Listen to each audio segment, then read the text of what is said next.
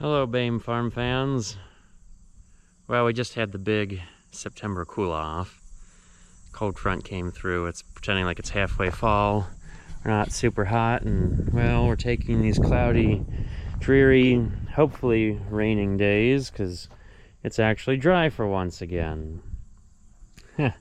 After the spring, this is just a big slap in the face now. But what are we doing? Holy cow. Yes, the Pottinger mower is being a maintenance pig again. I wouldn't necessarily blame it on branding or the manufacturer, but I would blame a lot on previous ownership, the joys of buying stuff used. And I'm missing shields that go between here and here to keep that shaft from wrapping, so that's going to be on the list.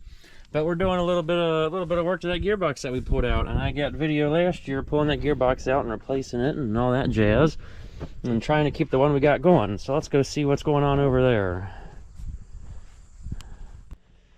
Yeah, we got this plate here on the bottom is where the shielding goes that I don't have. Like, I just got to make something up to shield the shaft that sticks out the bottom of the gearbox, but it's a Comer gearbox.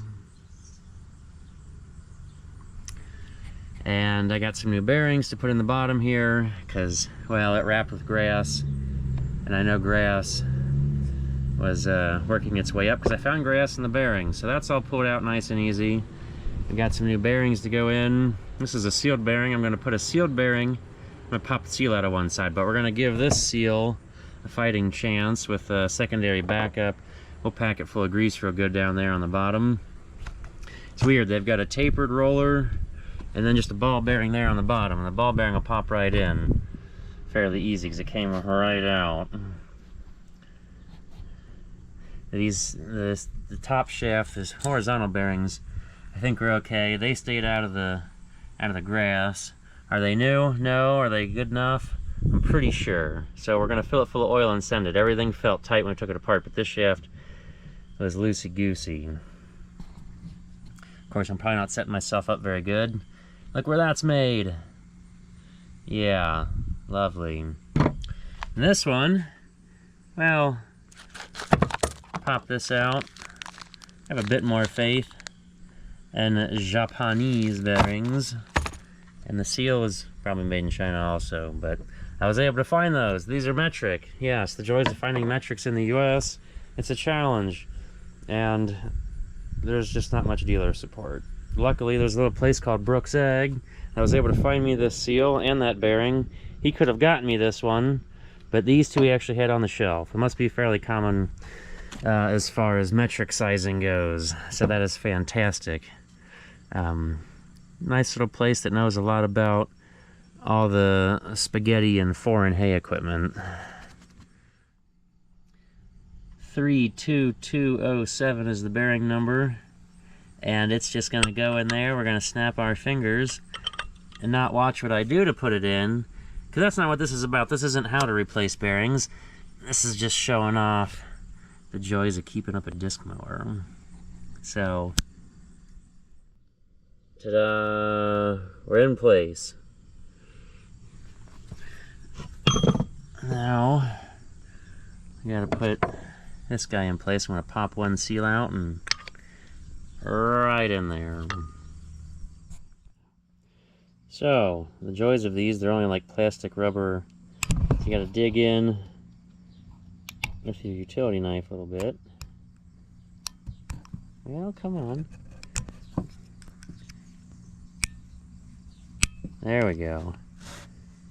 Doesn't that make you feel good? How easy those pop out. We have an open bearing. At least it's got metal ball guides. I was worried it was going to be plastic. I ran into bearings like that, and those drive me nuts. Don't like that. So there's like just a little metal disc with rubber, hardened rubber plastic on the edges. And that's all the seal is for these. But it's a start. Gotta slow some oil down, right? And we're just gonna seal side down, go kerplunk, snap our fingers, and it's in. Yeah, we got that bearing put on. Yeah, kind of almost need that plug pulled out. There's just like a big freeze out plug essentially there. Oh, well, that started through. We just drop it in, kerplunk, and see what fits tight and what doesn't fit. But yeah, we always got it. There's a snap ring we got to put in there now. Just a hair more to go. I like having a parts manual. Now I took these off, but I totally forgot about them. But there's supposed to be 2 thin little washers for space in there, and then we can put that back on, and we won't have that space down there anymore, and everything will be nice and tight the way it's supposed to be. There, we all snapped in. That looks a lot better. Don't see any room. Shaft is tight, no wiggle. That'll make our seal last a good long time, but let's get some grease to put that on. So I put a bunch of grease on there, and there's some grease down in there. It's something. Never said it was great, but it's what I'm going with. We're gonna make work. And you know, that'll gently fit in there some way with some tapping, and we'll snap our fingers and it's done. Okay, now we have this essentially like a freeze out plug to put in. It tapped out, and I guess we'll tap it right back in. It's kind of a friction fit.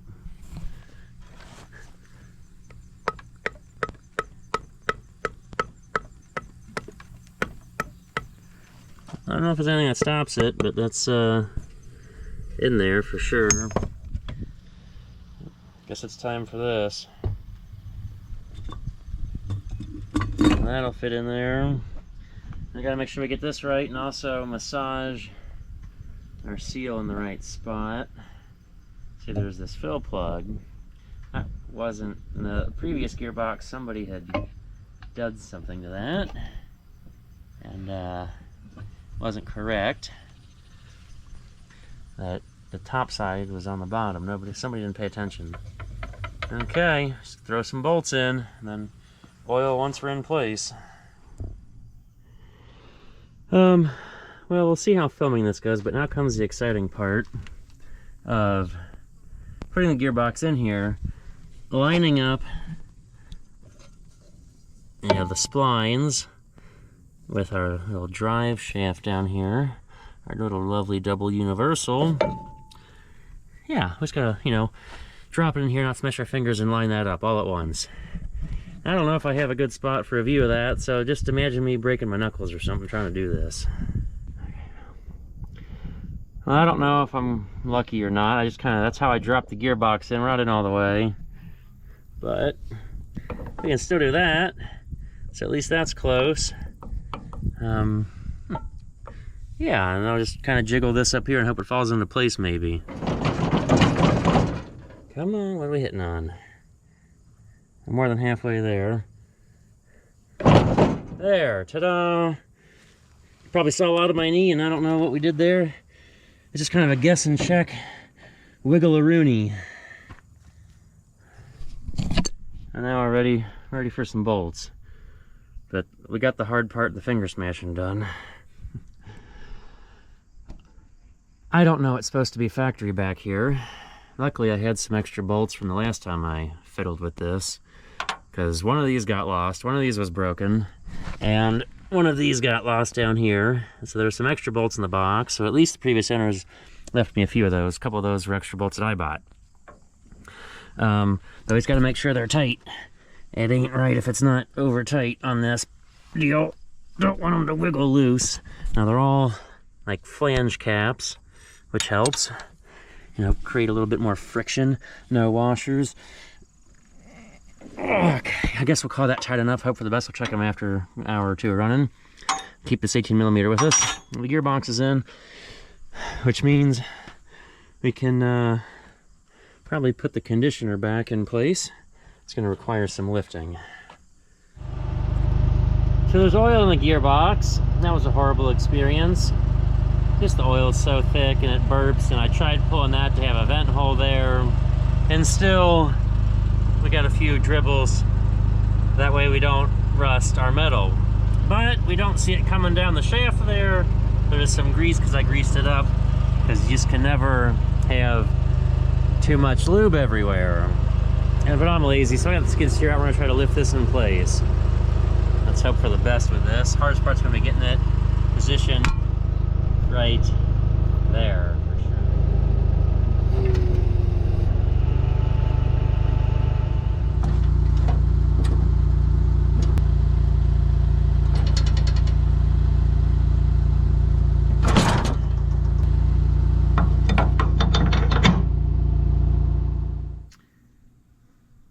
Not that we saw me out here with the grinder, but this end of the shaft used to stick out past the shields about an inch. I shortened it, shortened the one inside, put it back on. I think we're all ready to go to the field.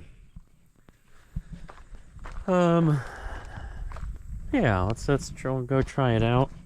I found some blades to try. I was told those are bush hog blades. That was made by somebody else and just put a bush hog sticker on. Maybe Vicon? I don't know, I can't remember. I'm gonna try those out. Those were really worn out there because those two hit all the stuff. So let's go to the field, see what happens. Get back on this hay party. We still got a couple weeks left, I think, to get everything done for first cut. And well, since we got started so late thanks to the rain, yeah, that probably didn't regrow enough for second cut, so that'll be convenient.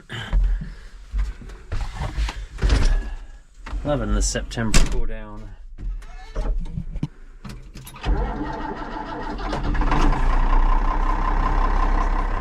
Maybe I don't have these lined up like I think I do, because if we put a straight edge across that, see how out of a line we are? We need to move that in a 1/4 inch to be in line. But yeah, here we are. We've seen this in other videos, I'm sure. I'm working on this machine. There we go. Get it turning. Doesn't take much, and ta-da, we're free. And then we won't, this one just sits there for safekeeping. I don't have to take it off, I just need a hammer and I can tap this inner collar in. And I guess we'll guess a 1/4 inch. It's real hard taking it off, pulling it out, because you gotta get a screwdriver in there and spread it to get enough space. But we don't need that right now. It should have enough tension off the little slide with some gentle hammer taps. Well, that was, I can't push it, but I just gave it a hammer tap. And I'm tapping it real light now, because before I gave it a big tap, and we just sent that thing flying. So the fun part will be the guess and check, because we can only pull this, say, back out so tight, but we know how far we'll be able to pull it back at us. Kind of get a rough idea whether we're close or not.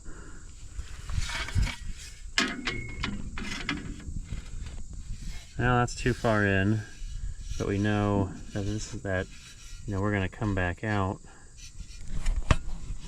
with this a hair when we tighten it up. I don't know if we can see that. This might be guess and check. Let's try this again.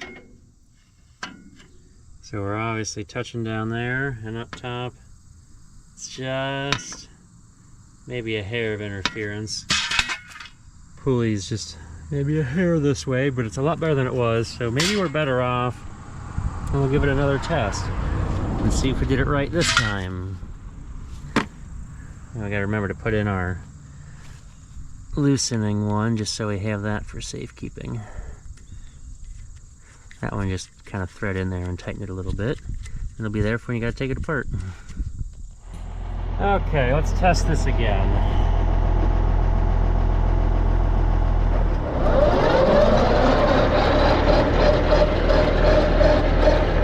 Well, so far so good. Now we're going slow. The dumb thing is, well, I don't know if we can see it from here. I had one belt that wouldn't stay on, and now I know why. If they weren't lined up properly before, why it wasn't staying on.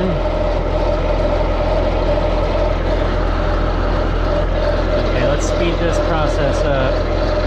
So two of the belts look loose. That one belt's got some stretching to it, because I was gonna run with two belts for a while. You can either run with two, or hope that one stretches out and catches up.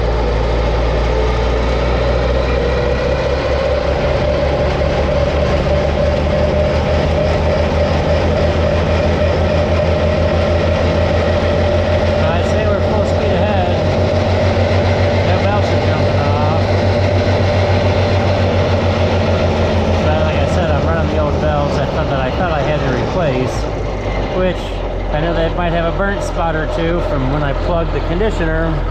The belts are supposed to slip, right? Oh, let's dive under her skirt here. Oh yeah, look at that. That's the shield I was missing. And I'll say, so we see these bolts here. There's one on the back corner that's really hard to get to.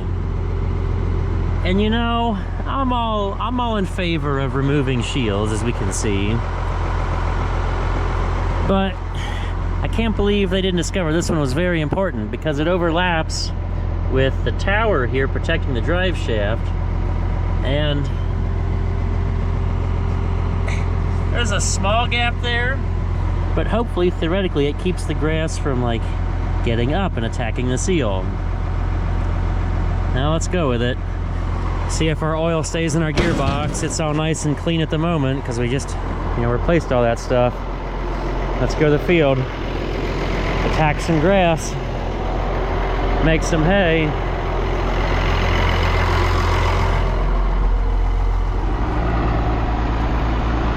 Well, we just mowed this field. Let's take a look, see if our shield did its job. Can't tell from the top, but we don't see a bunch of oil, so that means the oil didn't leak out, or it leaked out a long time ago. Everybody look up there. What do we see? Looks like we got a lot of dust, but there's not a solid stream of oil, and it didn't wrap with grass. So, spent way too much on those. I probably could have made them, but to get them done in a timely fashion, I just bought them. Oh, they're slightly expensive. Each piece is 120 bucks. Oh yeah. But if it saves me however many hours of fixing that gearbox, it'll well be worth it.